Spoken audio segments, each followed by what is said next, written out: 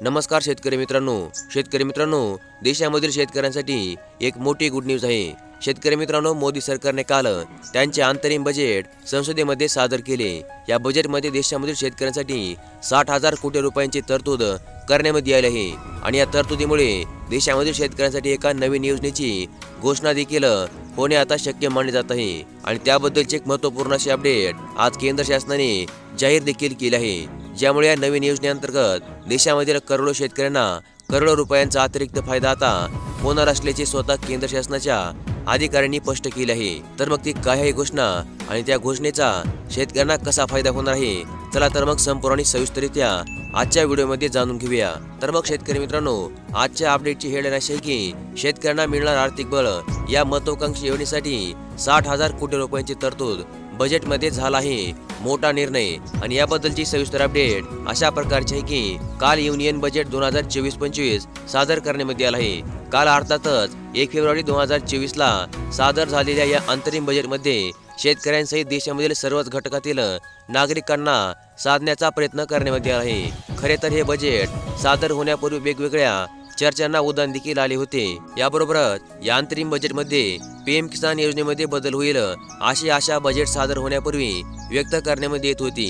PM किसान योजनेअंतर्गत दिल्या जाणाऱ्या 6,000 रुपयांच्या रकमेमध्ये 3,000 रुपयांची वाढ होईल आणि ही रक्कम 9,000 रुपयापर्यंत करण्यात येईल असा देखील दावा मोठ्या प्रमाणावर करण्यात येत होता। एवढेच नाही तर पीएम किसान योजनेच्या महिला लाभार्थ्यांना तब्बल 12,000 रुपयापर्यंतचा लाभ दिला जाऊ शकतो अशी आशा काही तज्ञ लोकांनी व्यक्त केली होती। मात्र ज्या चर्चा प्रसारमाध्यमांमध्ये सुरू असतात त्या मोदी सरकारकडून त्या चर्चेच्या अगदी उलट या अंतर्गत करण्यात येत असते। तसेच यावेळी देखील मोदी सरकारने अंतरिम अर्थसंकल्प सादर झाल्यानंतर लगेचच लोकसभेच्या निवडणुका होणार असतानाही मोठ्या घोषणा करण्याचे टाळले असल्याचे पाहायला मिळाले। तज्ञ मंडळी या अर्थसंकल्पात शेतकरी, सरकारी कर्मचारी, असंघटित कामगार, महिला, ज्येष्ठ नागरिक इत्यादींसाठी अर्थसंकल्पामध्ये अनेक मोठ्या घोषणा होतील असे बोलत होते। मात्र प्रत्यक्षामध्ये या अर्थसंकल्पामध्ये मोठ्या घोषणा करण्याचे सरकारने टाळले आहे। यामुळे मात्र शेतकऱ्यांसहित सरकारी कर्मचाऱ्यांची मोठी निराशा झाली आहे।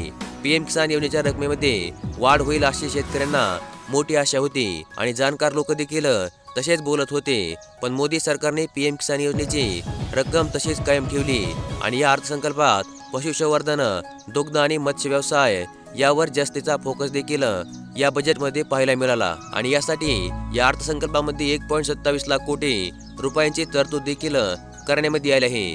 तसेच पीएम किसान योजनेसाठी 60,000 कोटी रुपयांची तरतूद करण्यात आली आहे।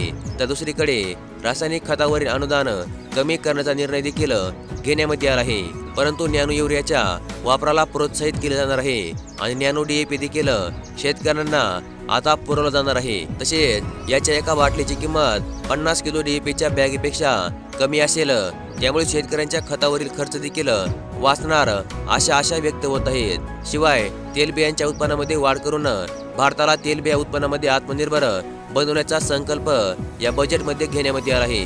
तसेच यासाठीचे स्वयंपूर्ण धोरण देखील लवकरच आखले जाईल असा अंदाज आहे। एकंदरीत बजेटमध्ये शेती क्षेत्रासाठी आणि शेतकऱ्यांसाठी अनेक महत्त्वाच्या घोषणा झाल्या आहेत, मात्र शेतकऱ्यांना यापेक्षाही अधिकची या बजेटमध्ये अपेक्षा होती। तर मग अशा प्रकारचे एक अत्यंत महत्त्वपूर्ण अशी अपडेट आज आपण या व्हिडिओमध्ये पाहिली आणि अशाच प्रकारच्या शेती पिकांच्या बाजारभावाविषयी, शेतमाल नियोजनाविषयी आणि शेतकरी योजनांच्या नवीन अपडेटविषयी सविस्तर आणि लवकरात लवकर अपडेट जाणून घेण्यासाठी डिस्क्रिप्शन बॉक्समधील लिंकवर जाऊन एक वेळेस अवश्य आमच्या व्हॉट्सअप ग्रुपला जॉईन व्हा। तसेच या व्हिडिओला लाईक करा आणि चॅनलला देखील सबस्क्राईब करून ठेवा। धन्यवाद।